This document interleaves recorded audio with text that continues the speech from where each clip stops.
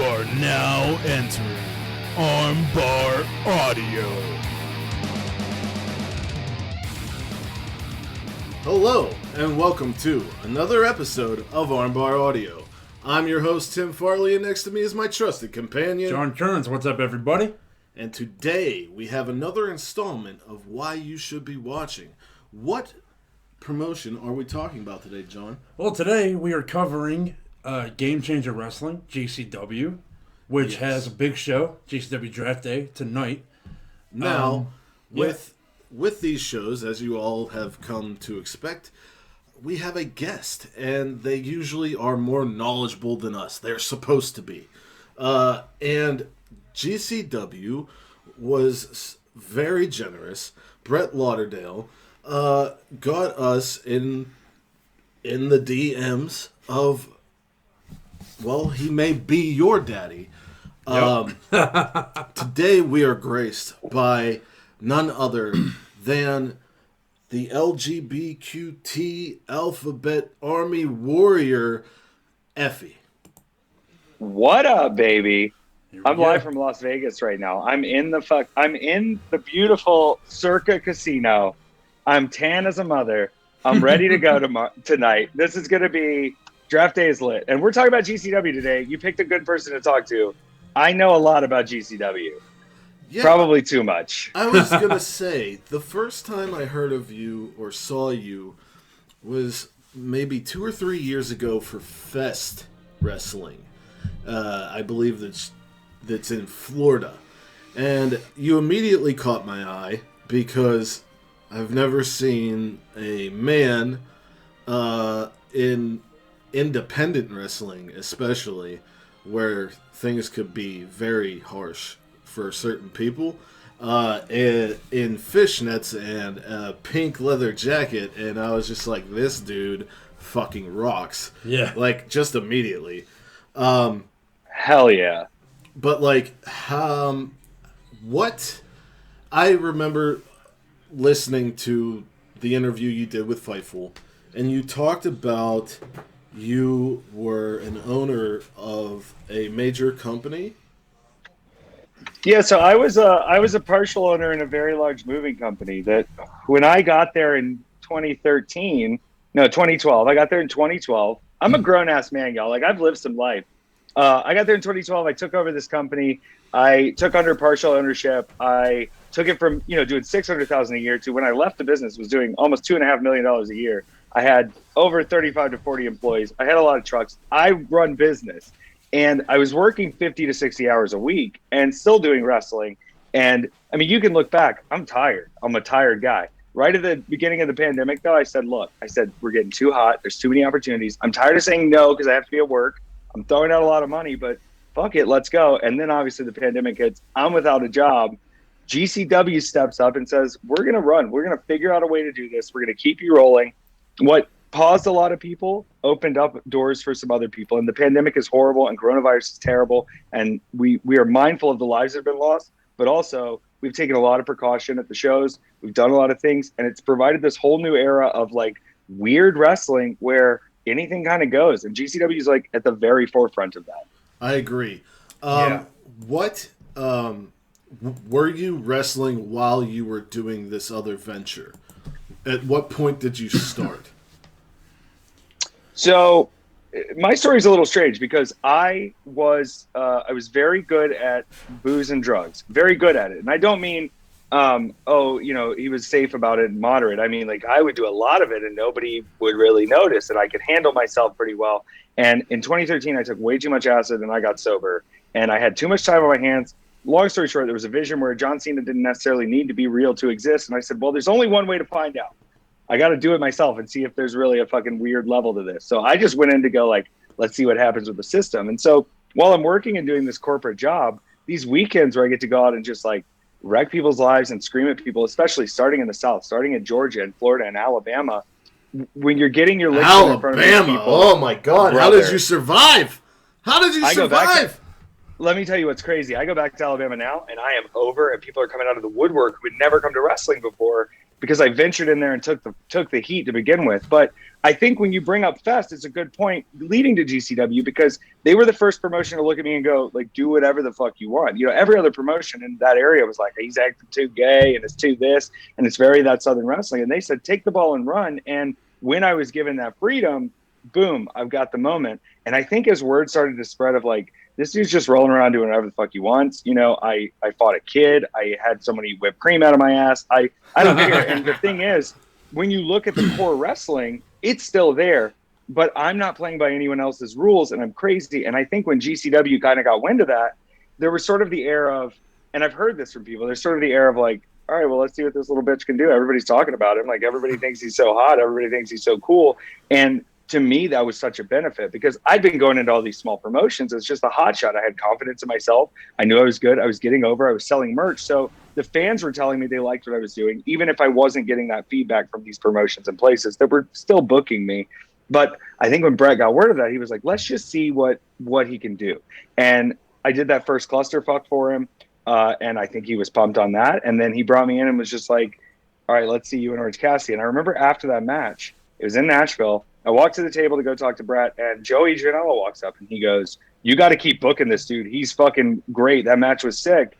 And Brett goes, I fucking watched it. I know. And I was like, oh, baby, we're hooked in. We're hooked in now. So from that point on, I felt like not only was I brought in because people were responding to me and they saw what I was doing and kind of venturing into my own lane, which is like a lot of what GCW comes down to, and we'll get into that more. When you get into your lane and you say, I'm doing what I'm doing and it's getting over, and whether you think it's proper wrestling or not, if it works with the fans and people are watching it and seeing it, y'all can be mad, but we're going to take the risk on this. And with all these other companies, there's the mindfulness of, our advertisers, or, our family fans, or, our this. And what GCW has done is said, hey, we're adults who like crazy shit. We like cool shit. We like cutting edge shit. We like our LGBTQ fans. We want to celebrate our Black fans. We want to celebrate our Asian American workers. We want to celebrate people from all over the world and all these styles of wrestling, because you can like it all. You don't have to just have a grapple show. You don't have to just have this, but you're put to a test, because there's a lot of times where there's, hey, we want to give you this big match and see how you do. And then there's a pause period where you go, you have this big opportunity. You had this big stage. What will you do with that now that you've got that push in that direction? It doesn't mean you're not coming back, but there's a little bit of a pause to go, I want to see where they take this. And you have the ball in your hands a little bit to say, hey, I'm bringing something to the table. And they'll say, hey, if you think it'll work, we'll give it a shot. And if it works, you go with it. And if it doesn't, you move in another direction, instead of just one guy at the top, that's where it is at all companies, going, if it's not my idea, I don't want to be a part of it. It's, hey, y'all are all talented. Our locker room is very collaborative. If you've got things that are working, it may not be something I would have thought of or been a part of or gone with, but if there's an audience for it and it will get them fired up and it will keep the show hot and it's something different from the rest of the show, we have to run with it. And I was given that chance with a lot of big names rolling in to say, hey, can this kid hang? And as I sort of was like put to trial by fire, you saw that not only was I still this Effy wild character, but like I'm now having to hold my own against like some of the best wrestlers in the entire world.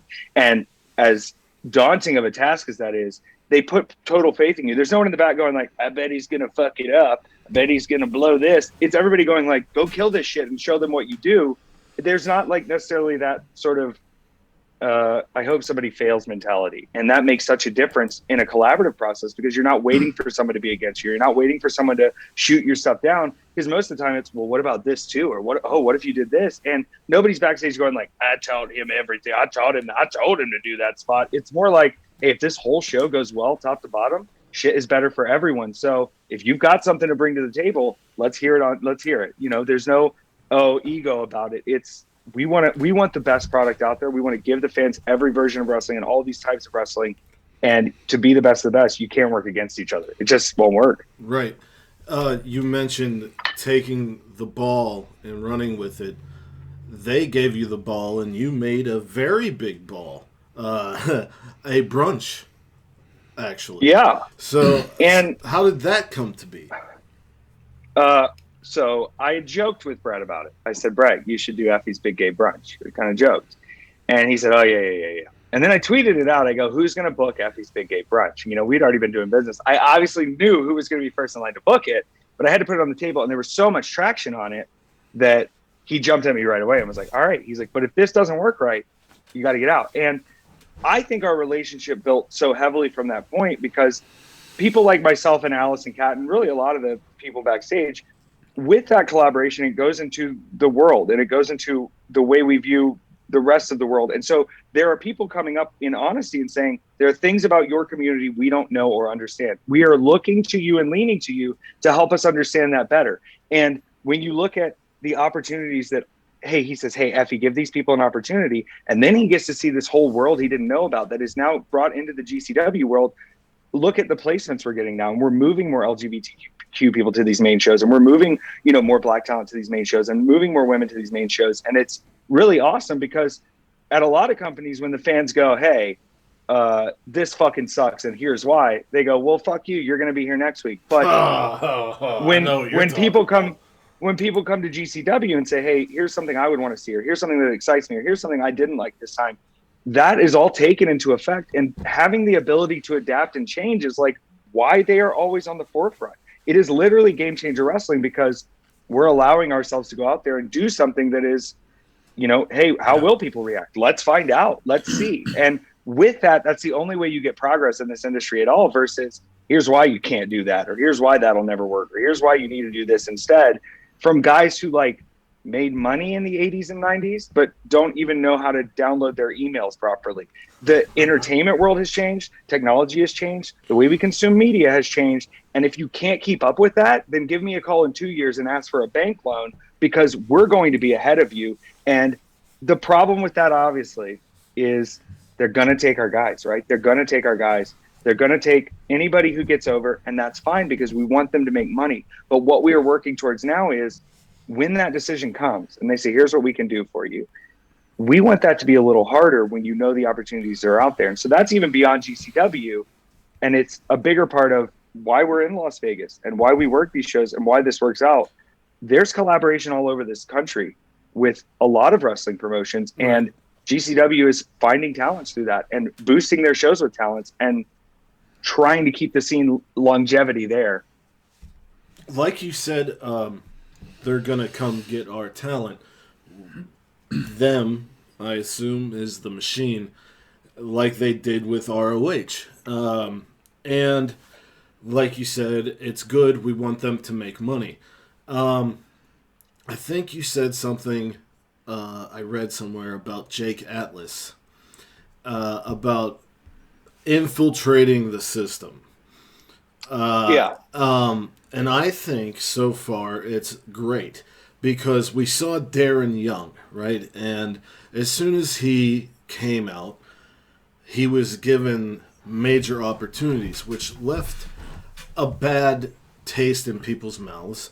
Not because he was identified as gay or that he didn't deserve it, but more so like the company was exploiting him. And so far with Jake Atlas, we haven't, I would say, in my opinion, and I think John would agree, we haven't felt that way. Yeah.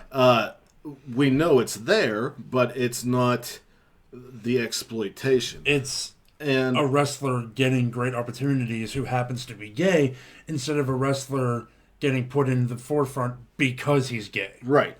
And then another thing you talked about was the celebration of the LGBTQ community and people of color and everything. And obviously you're talking about your show and we're talking about For the Culture and etc. And the thing is, when it comes to that whole idea of is it exploitation or is it not, they come off to me, GCW special shows like that come off to me as genuine and authentic because as your show has rolled on, we have come to see not just gay and lesbian people. I have now been exposed to the polyamorous boy, the blonde, I don't remember his name. Michael Vincent Young, my baby. What a legend. What a wild human. And he's on some things. He's on some next level stuff. He's about to get his modeling career off the ground too, back in the business. But that's another story. And then like For the Culture, it's not the same people all the time. There's more and more people of color being featured. Like I first saw for Hood me, Slam. Yeah. Like I'd never heard of that guy, and he was huge. And I was like, "What's he gonna do?" And I was completely impressed. To me, those special shows that GCW does, here's people that you should be paying attention to and looking out for that you're not gonna see other places for reasons that we're not gonna say, but you know what they are.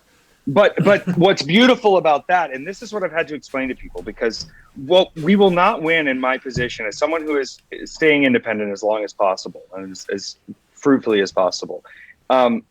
When we succeed, the businesses, whether they admit it or not, that are larger than us, start adapting towards us. And you see this in the roster changes, you see this in style changes, you see this in presentation.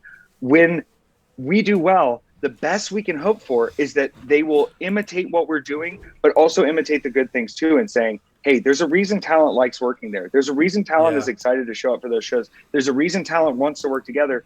How are you missing the boat when you bring these things in and try to replicate them? What are the parts of that you're missing that are the real spirit behind it, that are the actual heart behind it? If you just take what's on the piece of paper and hang up the piece of cardboard, you can say that's Nick Gage, but it's a picture of him, but it's not the real version. It's not there. And there's a way for them to do that. And going back to that LGBTQ conversation, going back to Jake Atlas even a little bit, from that infiltration point, I've said to him, I say, look, I'm not going there. I'm not going to be a part of this company. I won't do it. They won't do it. It's fine. It doesn't bother me. But my job on the outside of yelling at the castle and saying, how dare you, castle, is necessary, but not as necessary as getting in there and creating a situation where they go, hey, this guy's actually pretty cool, and this guy's a pretty good wrestler, and this guy's this. Because in those moments, you have to take those little chances, those ball chances, and go, okay, well, I'm going to put WWE on the spot and say, I've got an opportunity here. I'm live. I'm going to do what I want to do. When those stars take those moments, they can be as mad at them as they want. But Jake Atlas is in a position now where I think that man can do whatever he needs to, and the more he does, the more he is going to get over and connect with a crowd. And it's like Nick Gage said the other night on the documentary that just premiered. What it comes down to, everyone these days is proficient. I'm going to add to his statement a little bit. Everyone is proficient. Everyone is worthy of attention. Everyone has worked extremely hard. Everyone has gone to the gym. All these things. The level of connection will lead to your level of entertainment. And if you cannot physically connect with a crowd, if you're wrestling like there's not a crowd surrounding, if you're wrestling like people are not there live with you, experiencing the same moment, you will fail at connecting with those people. And you can be as impressive as anything, but you will fail without that connection. And boy, it's hard to connect with a Zoom call. And I get how hard that is for those guys to wrestle in those situations, because I did a few no fan tapings, and the only thing I did was be crazier, because I was like, this is nuts. I'm nuts. This is crazy. What am I doing? So I know how that makes you feel, especially these guys are filming wrestling at 8, 9 in the morning, 10 a.m. They got to do these calls. We have to find a way to get that heart back. And the only way we can do it is by running so gangbusters big that they've got to follow along, and they finally figure out what they're actually missing out on a little bit. Well, talking about how they will adapt, they really shit the bed on the adaptation of Bloodsport, wouldn't you say? The WWE version? The Raw Underground. Oh my God, bro. The awful! Funniest shit I have ever seen in my life. And it's so funny to me that they like, well, what are they doing? And it's like, to me, it sounds like if you explain something to your grandpa, and it's literally what it is. If you explain something to your grandpa and then he like did his version of it, which is like, oh yeah, they're doing it with no ropes, and it's like kind of dirty and wild, and it's like physical grappling, and he's like, shit, put a ring in that corner and just bust in some jobbers and make it dark. They'll love it. Put Shane down there. He's tough. He does punches. Yeah, and it's that he was going to buy like, UFC. I mean, like as wrestling fans, we reach a level of frustration where we go, well, why didn't they do this? This seemed obvious. Or why didn't we do this? This seemed obvious.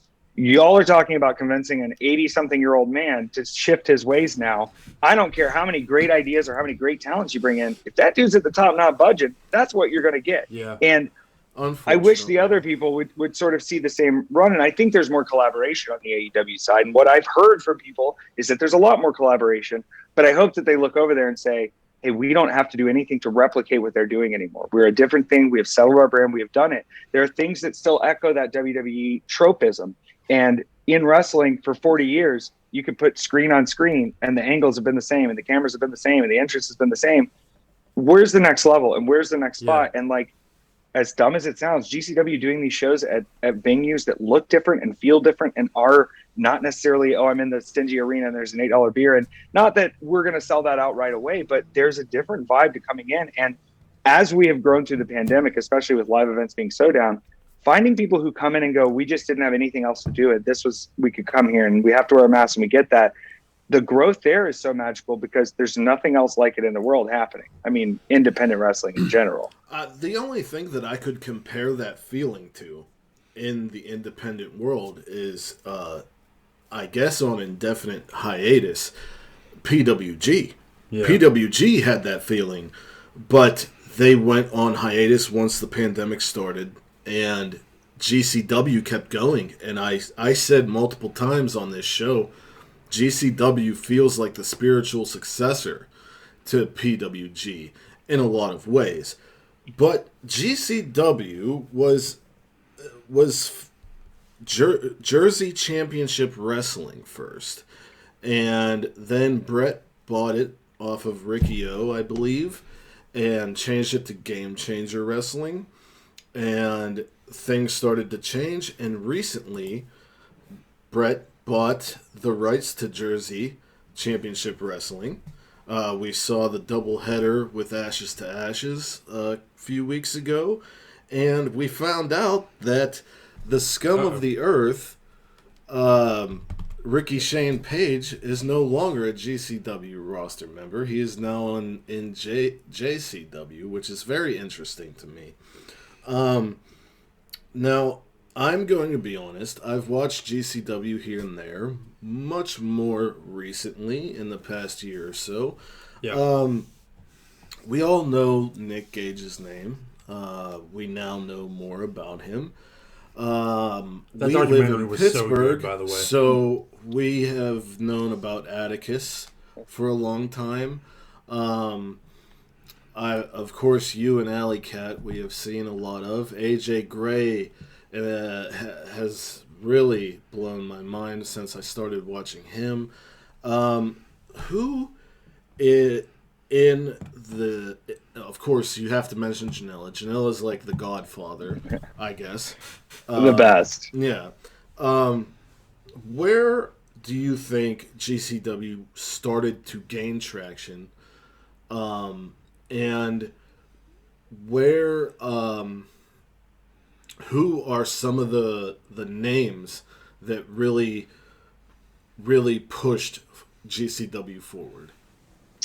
So I think if you really look back, and I was there at this show as a fan, as a paying fan, that first spring break show, everybody in Orlando was talking about Joey Janela, and nobody really knew Joey Janela. And it was, this was years back. So this is a while back. And that whole weekend, they were paired up with all those Evolve shows. And so all of these, 17 Evolve events, and here's, Beyond, and here's this, and here's that. And it was all great wrestling.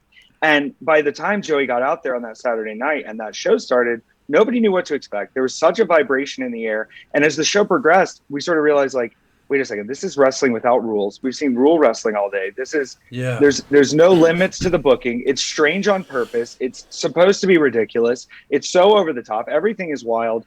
And keeping of that spirit and letting people know, like, hey, there's a version of wrestling where you can get wild and drunk and scream and have fun and not have to know every hold and cravat and transition and reversal and still be as much of an avid fan. And we have the matches that will hit you on that level, but that certain freedom of not necessarily being goofy about wrestling, but including the history of wrestling in ways that are not as, here's a trophy and welcome them out and here's the superstar, but bringing these legends back, like me getting to work with Virgil, like that's nuts.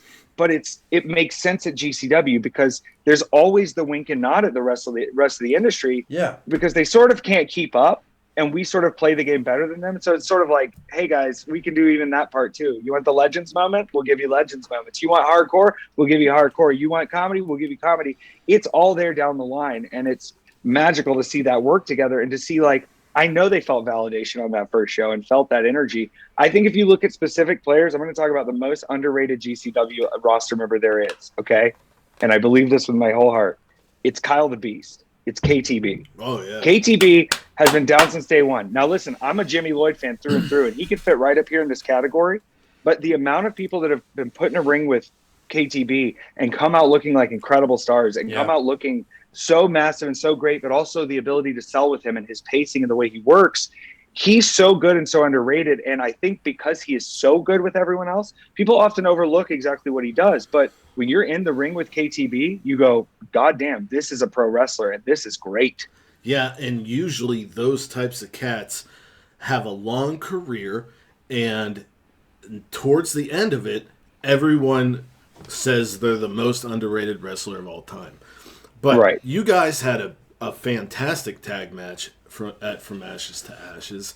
And we saw when EYFBO left, they passed the torch to Bear Country, and Bear Country is pretty much AEW now. I feel like Iron Beast is the indie tag team. No offense to you. No, not at all. And I say this because, those two have come together as a tag team, Mercer and KTB, and there's such cohesion there. We're like, there's cohesion with me and Ali, but we are also, singles wrestlers most of the time.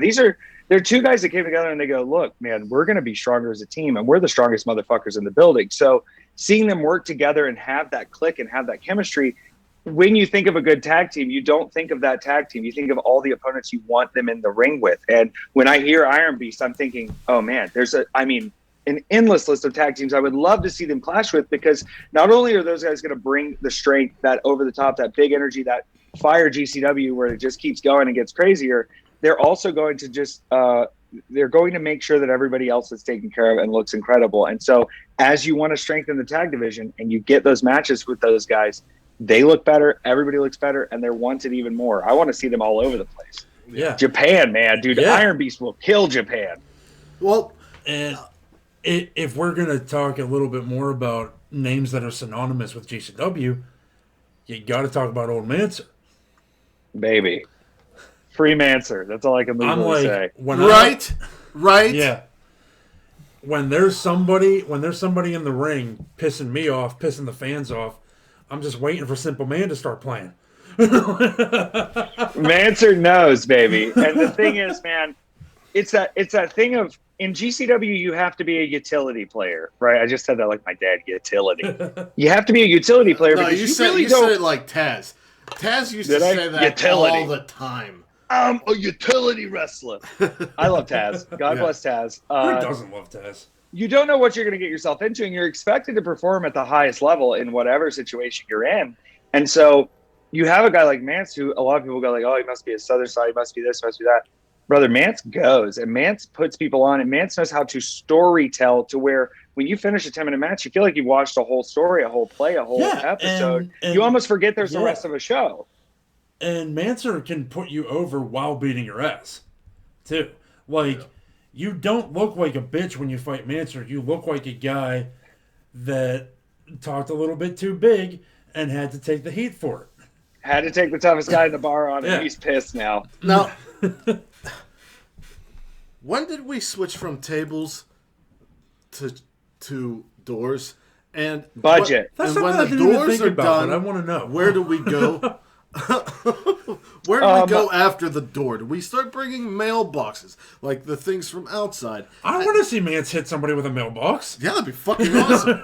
I'm just making it. I've seen the file cabinet before. That one looked pretty brutal. Yeah. The door thing, a folding table costs between $50 and $80, and a door costs between $10 and $25. And so when you're looking at like the most destruction possible, brother, I'm going to get 10 doors instead of 3 tables. Like, I'm going to go for it. They just blew my mind by saying a door is $25. They're incredibly cheap. But they don't have all those extra metal parts too, to where you can go harder into a door and not expect, okay, did that thing poke me? Did that get me? Because I have scars all over from chairs cutting into my legs. Like those parts of chairs will catch you. People are like, oh, the chair just collapses, no big deal. Girl, I collapsed the chair and then it went into me. So it happens. But those doors have become so synonymous with GCW. And I remember seeing him first at Fest because he ran out of money and had to start buying doors at Home Depot. And I was like, whatever, we'll spray paint them and make them crazy. And we would have these weird themed door matches. And I'm glad they've kind of caught on everywhere because, like, there's nothing more exciting than knowing you get to destroy something in front of people. Like, Oh yeah. how many doors do I have? 3? Fuck, we're gonna break some shit. Oh, I love. And people have to keep getting more creative with the doors. You know, you can't just give the same old door spot. You got to get wild with the doors. Yeah. And some of the best doors are the ones that don't exactly break correctly. I'm sorry I cut you off there. No, but you're like, fine. I think the same about tables. Like anytime I watch a New Japan match and the table does not break, to me, that makes me think that dude got it worse than if it did. Way worse. Japanese tables are the toughest wrestlers I've ever seen. But no, you have to keep getting creative. You have to duct tape 5 light tubes to the door. You have to wrap that in barbed wire next. Like, you got to. But God bless him. Well, shit, if you work for DDT, you might bring a gun. Yeah. You got to carve his fucking body up, as Nick Gage would say. Like, carve him up. Carve him up. Take it up. So we were talking about Japan. GCW has ran shows in Japan, and they've brought Japanese wrestlers over. And we saw today or yesterday that GCW will be venturing into Mexico. So what's going on there? I just found out about this. They're going to Mexico. I love it. I think they were originally supposed to go to Mexico last May, and obviously everything fell apart with Corona. But I will tell you this about GCW Mexico: on March 12th of last year, right before shit hit the fan, Matt Justice and me had a match in Philly, and the next day I was supposed to go to Arizona. Matt Justice fucking rolls, by the way. Matt Justice is the great. I trained for a little bit, and I worked a show. Just putting up paying your dues. Yeah. And he worked Sanjay Dutt, and he was awesome. Yeah. Because when you're coming up and everything, you have to shake everybody's fucking hand. Yeah. And he was awesome. He's the best. Matt Justice is one of ours. Facade is one of ours. Facade is the greatest too. Is ours. Facade Justice is ours. Yeah. Came from somewhere else and he worked here. Yeah, but that's Pittsburgh. Facade is Pittsburgh homegrown, baby. But our local indie IWC, I've gone to plenty of shows to the point that I'm on a first name basis with fucking Facade. I'm on a first name basis with Elias. Mm-hmm. Like, hell yeah, these are guys, and Elias is a guy that I get to see on WWE television killing it whenever he gets the opportunity. Well, I don't get to see it because they paired him up with some jagoff. Well, yeah, they did recently. I'm not watching that. I'm talking about when I used to watch it. But yeah, it's like, and people ask me, well, what is that like? You see him, and I'm like, okay, like, you're a football fan, right? Imagine if a guy that you watched play high school football and college football got drafted to the NFL. That's what this feels like for me. This is awesome. Right. It's sick to see, and it's like there's room for all of that difference. Like, I could never do what Facade does, and I'm gonna say here, Facade could not be Effy, and that's fair across the board because we need both of us. We need that excitement from everybody. Effy can only be Effy. Facade can only be Facade. Right. Like and you were saying about the connection to the crowd. When you have those types of wrestlers, those wrestlers are the ones that people remember, and they're the ones who drive the companies. And one of the problems with the biggest company is that they are so big now that they don't need that. Yeah. And it's an issue. But we're looking at other companies, and all the other companies are having that, and they have these figures. And now we're seeing a lot of interplay with these companies. And at spring break this past month, my heart did skip a beat, sir. It looks like we may be leading to Nick Gage, Jon Moxley fight. I think we are very well headed in this direction, and it's crazy because you're saying, like, wait a second, this dude just fought Nagata on AEW. This guy was just the champion of AEW, and that's the thing about a guy like Jon Moxley, and I think AEW recognizes that is he's going to do what he wants anyway. And if he wants to go fight Gage in the glass, Tony Khan can give him as many words as he needs to. But he knows that, hey, man, I'll be back when it's done, but I got to go do this for me. And it's so sick to see. But, it's one of those things where I ask myself, Moxley's out here. Everybody's excited. He drops the DDT. It's sick. And I'm not trying to sell here, but it's been a second since he's been in that game. And I know they did the gimmick glass table on AEW. And I know he's done some blood and, barbed wire match and all that stuff. But, like, he really needs to reflect on that documentary and what he was saying, because it is real to Gage. And he's holding that belt now with the tightest hand possible. It wasn't him losing that kept the belt off him. It was him fucking his own leg up because he would have taken that goddamn belt off of Rick. I think Moxley needs to revisit that thought that he had about the pizza cutter in the mouth, the forehead. Yeah. Like, and I'll say this too. It's going to be our conversations. Passing of the torch, I believe. Yeah.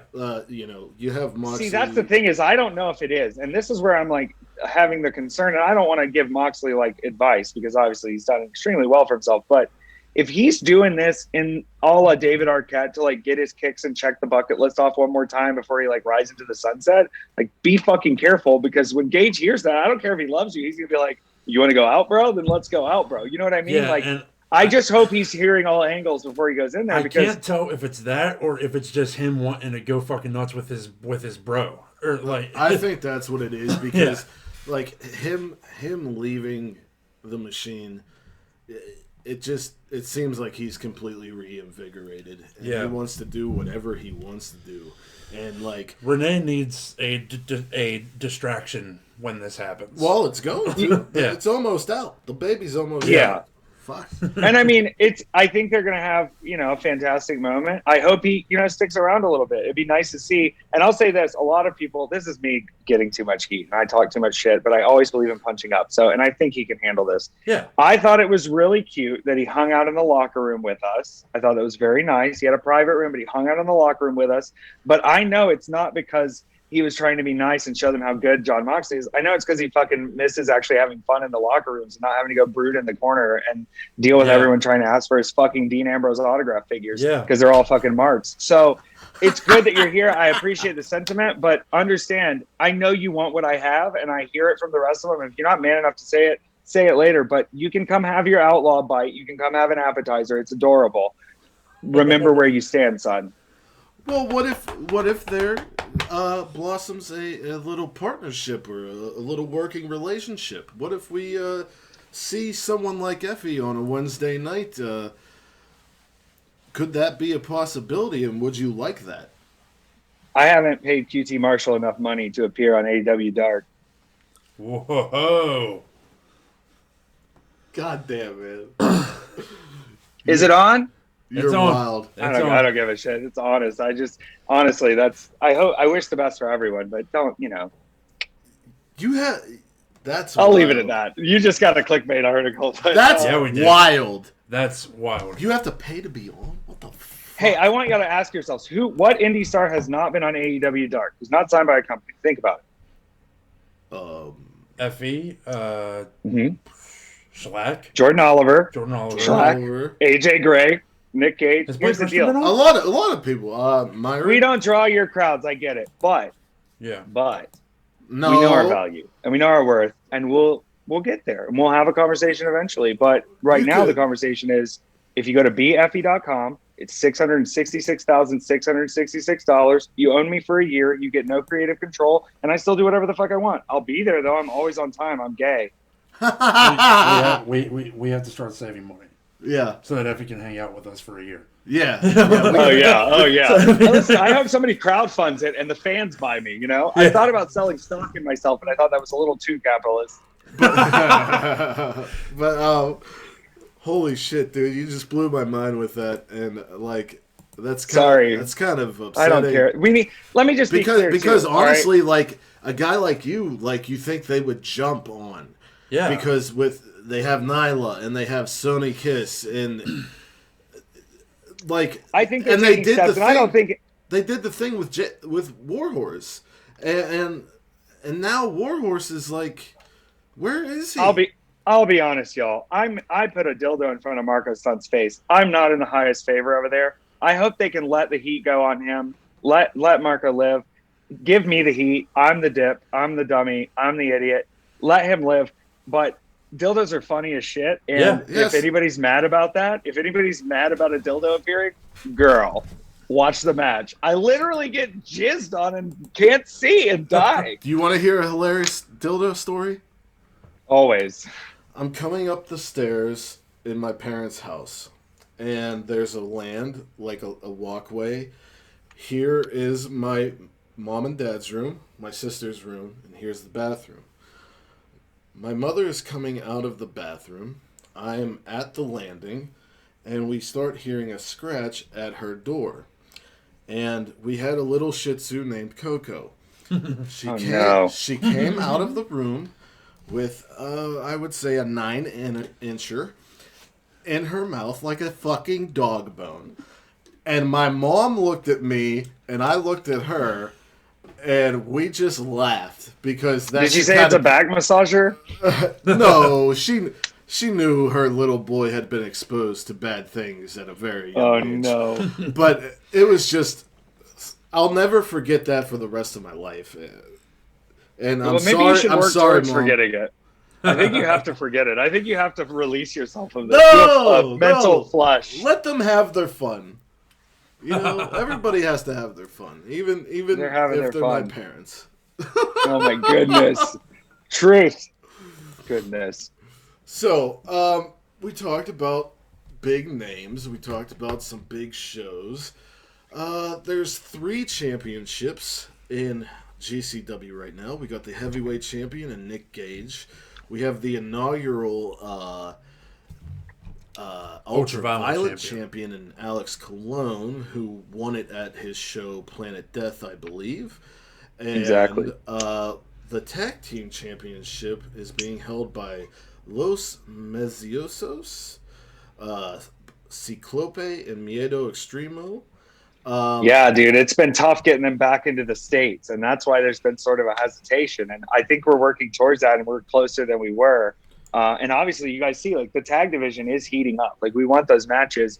And, you know, those guys came in, and people were like, shit, like, Mexican deathmatch wrestling is really bringing the heat. And I think there's frustration in that, too, of, you know, when we were looking at Tampa last year, and we're looking at who was coming in for these shows and who was going to be here, and having the Freedom Show and having these stars come in. You know, I had Vini from Japan coming in. I had Razor Ramon Hardgate coming in. Freedom. And insane. I look at it's insane. I was supposed to wrestle Kikutaro at that Freedom Show as an intermission, so it was going to be lit. But it never happened. I look at that and I say, okay, some people will say, oh, it sucks they haven't had the tag belts with them for this long, and these guys can't come defend at GCW Turfland. But when they come back and when that tag division is on fire, they've got opponents for days set up and ready to defend those belts or lose those belts, and we're all ready for it. We may see it. I mean, GCW is going to Mexico, so... Está posible. Also, that Ultraviolent Championship, I just want to say that I think it's great, and I think all the Ultraviolent guys are gunning for it, but also I probably could take it if I wanted it. I don't know if I'm in the mood yet to dethrone Colon. I really like him as a person. But, you know, I'm out for gold now. The thing is, like, I had my fun. I've done my thing. I need to cement shit now, you know? And, like, I look at Nick Gage and I go, all right, well, he's got a few challengers lined up, so it might take a second to get there. But I look at Cologne and I look at the field and I look at who's out there and I'm like, man, that shit. Did I might have to die, make the but title? He did not, actually. I think Brett surprised him with the title and had that made pretty last second. And I know they were very excited. You know, that match was a tribute to Danny Havoc, and Danny was a really close friend to a lot of the people in that locker room. And I think having that belt debut right there, Cologne wins the match, and then the rain just started pouring down. The worst lightning storm I've ever seen. And I was like, yo, somebody's saying something right now, because he shut the whole show down right after Cologne won and said, we're done for the day out here, I think. And I thought that was so beautiful and so crazy. And, like, it's a genuine thing from Cologne, you know, but it's also not a belt for, like, it's not a plaque. It's not a here, look at you, you're so great. It's a defending championship, and I hope I hope it starts being defended regularly and violently, because we all want it. Right.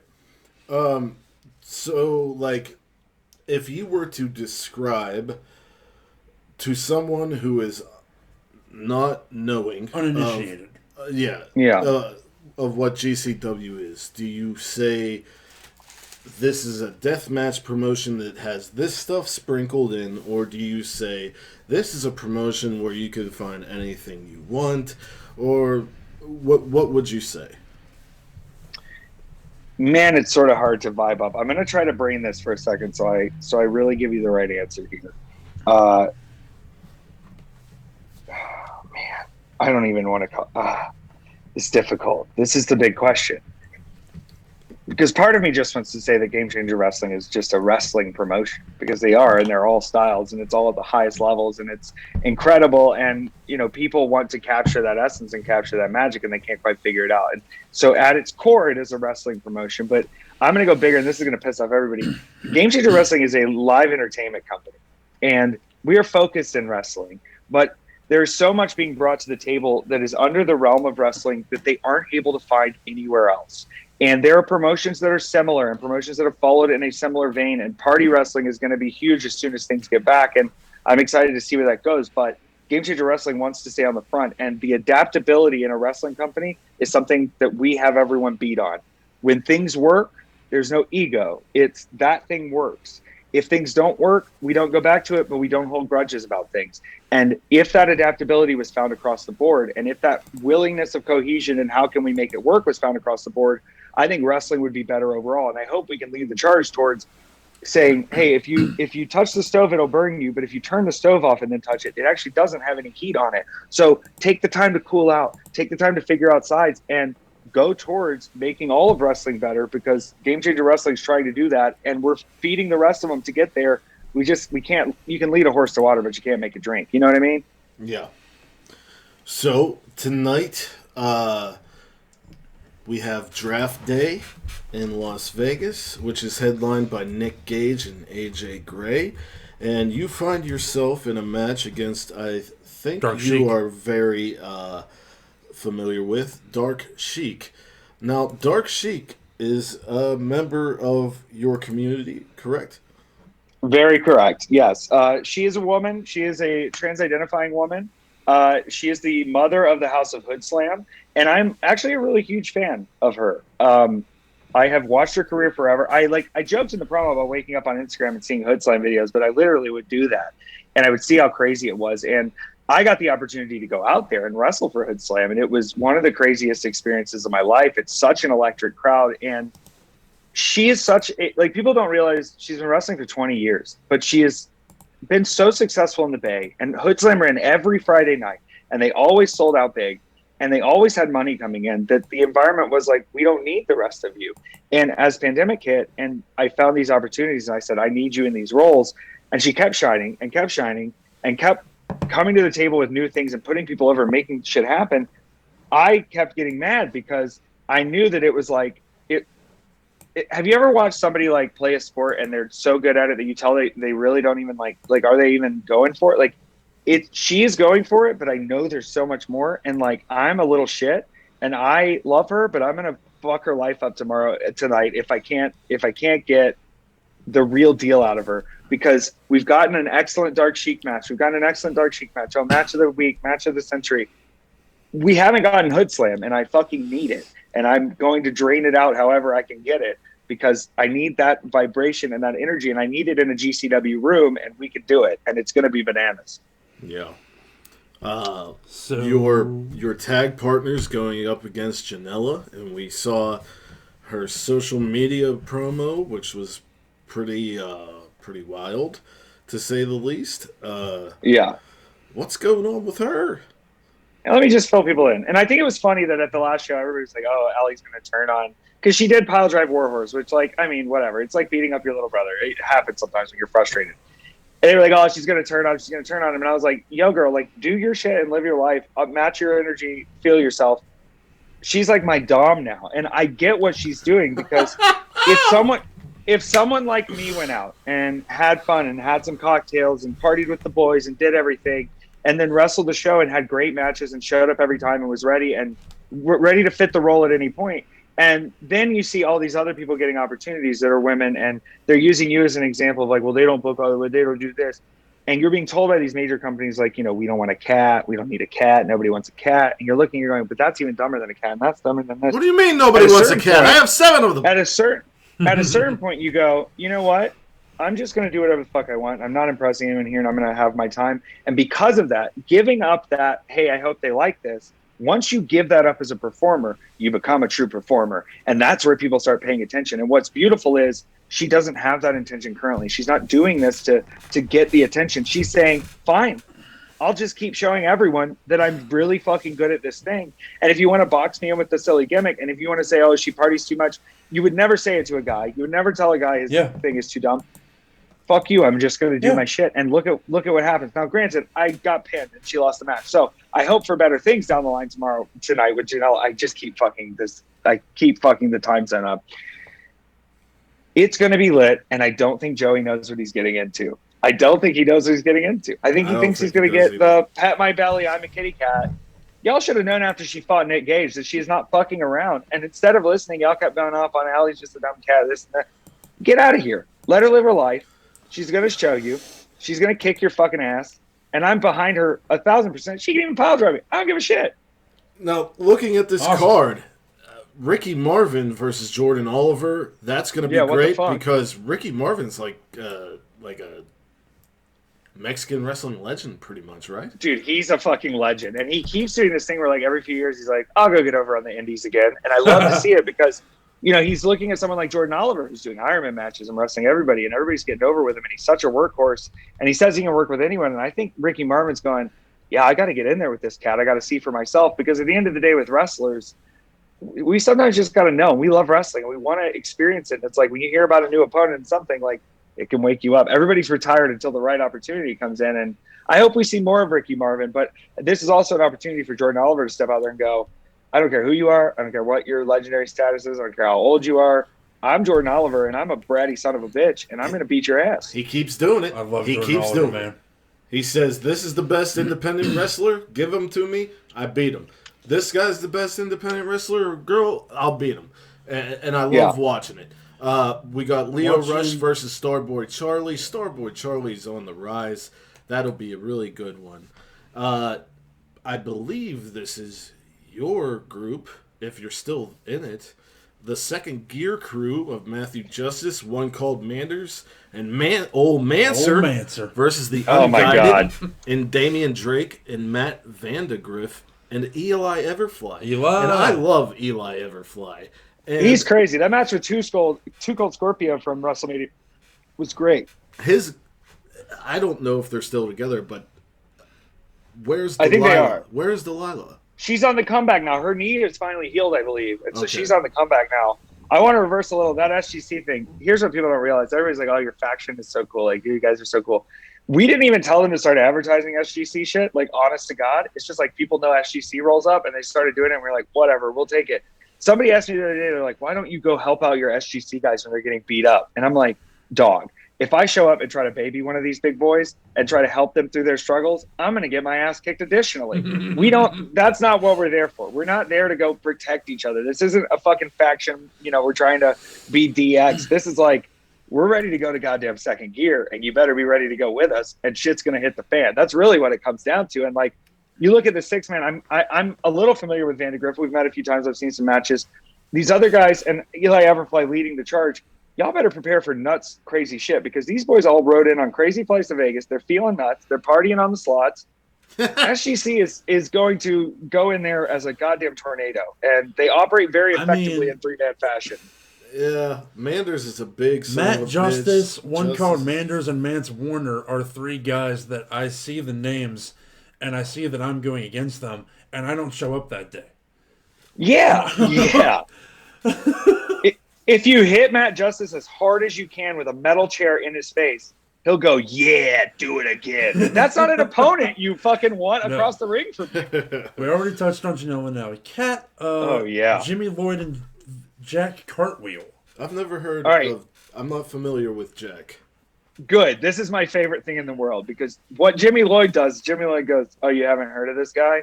All right, well, we're going to go have a banger-ass match, and now you're going to love him. And people forget, but, like, guys come in on Jimmy Lloyd matches and come in on Jimmy Lloyd scrambles, and he knows how to make guys look good. People always want to say, oh, Jimmy's just Jimmy. Jimmy knows talent, and Jimmy knows wrestling. And when Jimmy is put in a position across from you, whether people know who you are or not, you're going to have a great match, and people are going to be talking about you because, number one, Jimmy's a good wrestler. Number two, Jimmy's fucking nuts. Jimmy's fucking great. Like, it's Jimmy fucking Lloyd. If you look at him and you don't know, you're like, big fucking deal. Like, seeing him in the WrestleMania crowd was fucking hilarious. But like the first match, admittedly, the first match we saw of Jimmy Lloyd Yeah. was our number one match of last year, whatever month it happened, probably March. The social distancing was match. the social distancing match.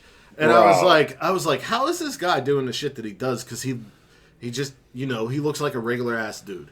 And yes. And then you start wrestling, you're like, are you a lucha legend, bro? Like, what's going on? Exactly. So then He we looks have like one. the big bad. We got the Dirty Daddy against Bad God Dude damn it. Tito, which will have a bloodsport type of feel to it. Yeah. I'm sure. I hope. I want to see Bloodsport those dudes just beat the regulars. fuck out of each other. The next Yeah, one, absolutely. I'm a little upset about because that means he won't be on commentary. Yeah. Slack versus Juicy Finale. I live for Slack on commentary, by the way. Like, Bro, for real. The thing people don't realize is it's such an educated speaker that if you talk to Schlack about anything, you will learn something because he knows about everything.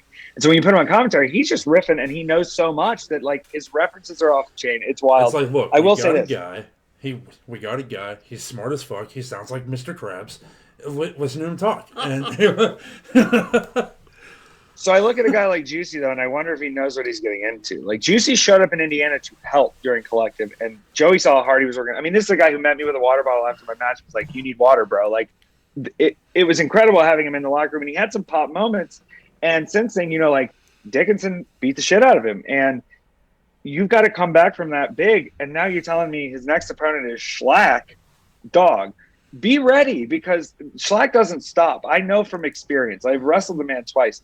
He doesn't stop, and it's all go, start to finish. Be ready, Juicy, because he's going to take you to the limit. But if you can fucking hang with Schlack, you should be ready to go because that's the tester. yeah, They I was a did little that. sad that we didn't get Schlack versus Alley Cat. But we did get something what you're talking about with Nolan Edward, I believe, right? Wasn't that the? Yeah, that was awesome. That was fantastic. Yeah, I love Nolan. Nolan puts in the work. I always tell Nolan to relax a little bit. He said to me one time, he goes, "I'm going to do this until my body breaks down and my car won't ride anymore." And I go, "I'm going to do it till it's mildly uncomfortable and I don't make no money." So figure it out, Nolan. Figure it out. I'm already mildly uncomfortable. I don't know what I'm talking about. My body hurts like shit all the time, but I'm fine. I feel great. I feel good. So then the header, of course, Nick Gage, is in his first defense against AJ Gray, and it makes me sad because I love AJ Gray, but I'm taking him for a loss here. These two are fucking crazy, though. Okay, I know. Listen, I spent all day with Nick Gage today. I spent a lot of my life with AJ Gray. When it's go time for both of them, the thing that makes them such unique performers is it's full fucking throttle and it's coming at you, and you can't tell what's real and what's not. And with those two in the ring together, we've been waiting for this. That Nashville match had fucked up parts and but it proved that there is a possibility of AJ Gray winning. He beat Gage for the belt before. Don't forget that because it wasn't Ricky that beat Gage for the belt. Ricky came into a battered and beat up and destroyed AJ Gray after a match and then handled his shit. I think this match, I don't know how to call it. I think Nick's at the peak of his game right now. I think he's on top of everything. I think he's vibed off the Vice thing, but I will tell you this. He did pressers for 3 days. He's been doing podcasts. He's been talking to people. He's been taking a lot of pictures. AJ Gray's showing up to work, and he don't party. He goes to the room, and he chills, and he does his thing. He don't want to be out with everybody. I think AJ Gray goes in a more focused competitor, but I'd be scared to fucking face either of them, honestly. Yeah, Nick Gage is a guy that I tell my friends about Nick Gage, and I say, hey, Nick Gage has a match coming up. You should come watch it with me. And they say, well, is it going to be a death match? And whether it's advertised as or not, my answer is yes. Yes. He's a deathmatch wrestler. He'll tell you to your face, I'm a deathmatch wrestler. Yeah. So, or my answer is probably. Yeah. Someone's going to bleed more than likely. Last couple questions, and then we're going to wrap up, and I have a question for you off record. Oh, spicy. If you were to recommend a match or a show to someone who wasn't acquainted with GCW, what would you recommend them? Well, okay. So I have to make two recommendations so you truly understand it inside and out. The first is Two Cup Stuffed in Chicago, which was a joint show with Black Label Pro. I am in the main event I of this show miss against Black Nick Label Gage. Pro. They'll be back. But this show also features Jerry Lawler versus Mance Warner. It also features Gangrel versus Orange Cassidy. It also features a ladder match where literally G Raver almost died. It is an insane show top to bottom. But second to that, I suggest that everyone watch the Nick Gage Invitational from, I believe it was 2 years ago now, or a year and a half ago, where Ricky actually finally showed up. It is an incredible show. I think both of those kind of took place in the Chicagoland area, so kind of wild coincidence. But it's they're both worth watching, and especially the Nick Gage Invitational is a very bloody show. I will tell that to people, but you will get a better understanding for the passion and commitment and the craft, the actual craft and the true skill it takes to be a deathmatch wrestler. It shines through there in a lot of ways. The last question is what made GCW special enough to you to where you are now a figurehead? Because I was allowed to actually play a role. I wasn't just there for the night and go home and thanks for doing your 10 minutes and great stuff. It was, what can we do next and where do we go and what people do you know and what avenues do we go into? And when you have someone who is willing to take you on in a serious manner and isn't just like, well, that's the wrestler, hates and just give him his money and tell him who's winning. When you have someone that thinks about wrestling more than that and wants things to be good and wants things to hit and wants to listen to the people around them that are participating in the show, it makes such a difference. And it makes it a lot easier to show up, and it makes us excited to come in and do the work because we're backed up and we've got, the team in our corner, whether what our decision is what they would have made or not. Right. Yeah. As someone not in the company, not in the business in any way, I think We're trying. we're trying. I think a good answer for that question would be what makes people want to keep going to GCW? What makes people care about GCW? And I think the answer, by and large, has got to be Brett Lauderdale. He's got his ducks figured out. But I'm gonna say this because this is, I've said it before, and it's a very not safe for work statement. Okay, wrestling for a long time was built on not letting the viewer nut. Right. You bring him to the event and, there's a fuck finish and come back for next month's event and we'll have 4 months of TV and you got to keep going. You got to keep pushing. You never give them the payoff. I think you watch GCW and it's just like you nut like 30 times and you're like, holy shit, that was great. And all the old timers are going like, well, you can't nut that many times because then they're going to have to nut 31 times. So then we show up on the next show and we go, okay, well, we'll nut 31 times then. Fuck you. And instead of waiting, people feel like they are getting the bang for the buck every time. Things don't feel like transitional shows. Every show has importance because everyone is wrestling the shows as if they have importance. Yeah. And so there's not that middle ground of like, well, what are we going to do next month? What are we going to do? It's, hey, we've got plenty we could do. Let's fucking go for it and give them all this shit and go all the way instead of dragging people along. Like TikToks are 2 minutes long or whatever. Stop acting like Americans are tuning in every week for the next episode. You're a fucking idiot if you think that anymore. Wake up. Or, don't. I honestly, leave the market share for me. I don't give a shit. Yeah, I gotta say, man, when I was watching Fight Forever, there was a chance that I wasn't going to be able to watch it because of work. It's kind of a blessing in disguise because I was negative. My test was negative, but I had some COVID-ish symptoms that actually don't risk it. No, don't risk it. I'm vaxxed now. I wear my mask everywhere. I love it. But it allowed me to watch all of Fight Forever. And I was like, well, this is kind of a positive to keep my mind off of this bullshit until I get this test back.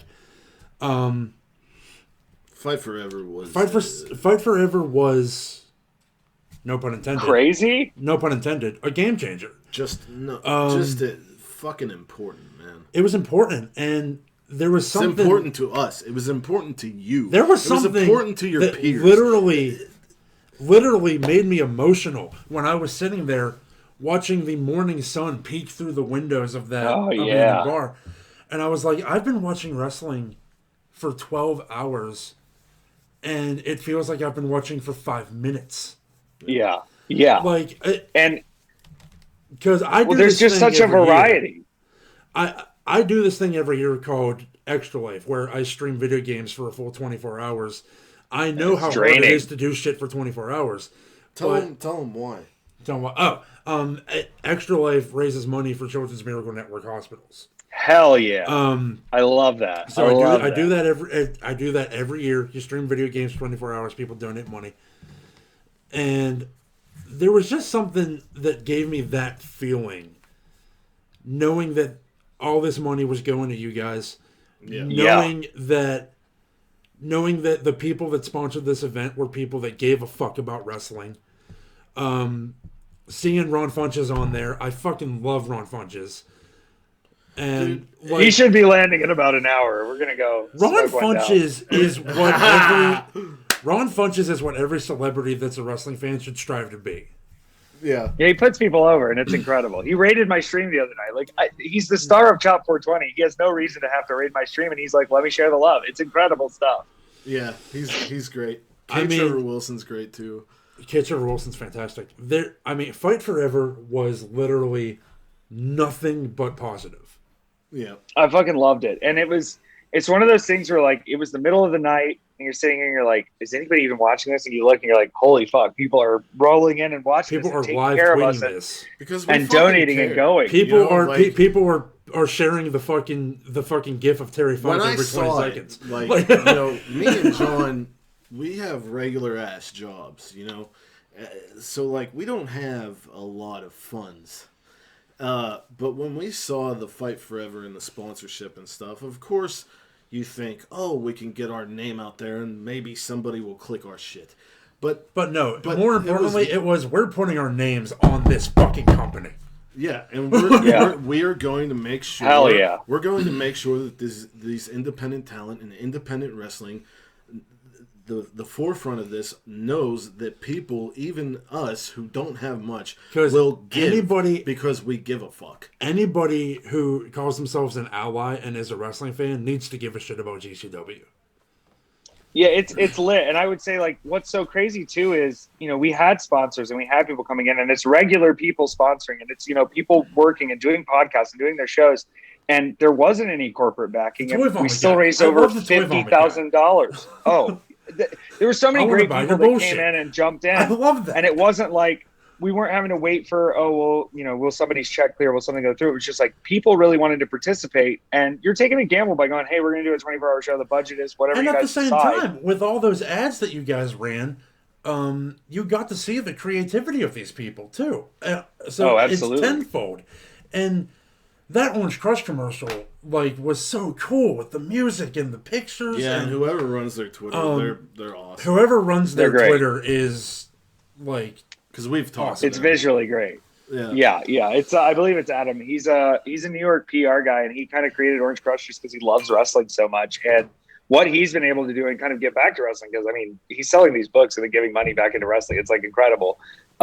He's made it magic, and I think having guys like them around and having collaboration with these different companies and podcasts and places, it only helps us grow even more, because we want you to come with us. We want you to participate with us. If you say, hey, we have a platform and it's 5 people that have never heard of me before, that's 5 more people that I would love to get in their ear and talk to them. We treat each other with that respect. And I think GCW sees that and is like, hey, there's no benefit to being like, why would we do press? Why would we tell people about this? Why? Versus, we got to put boots to the ground and make this happen. And when you have that spirit of wanting to be there and wanting to show up, it makes that easier for people to be pumped about what they're doing. Yeah, and it's like, you say, I love death matches, I say, watch GCW. You say, I love technical wrestling, I say, watch GCW. I love tag team wrestling, watch GCW. I love comedy, watch GCW. I love drama, watch GCW. You want to see who's going to be in AEW and NXT in a few years? Watch GCW. I love inclusivity. Watch GCW. Yeah, I'll tell you who's watching GCW. The people writing your favorite shows on cable, okay? Yeah. That's who's watching GCW.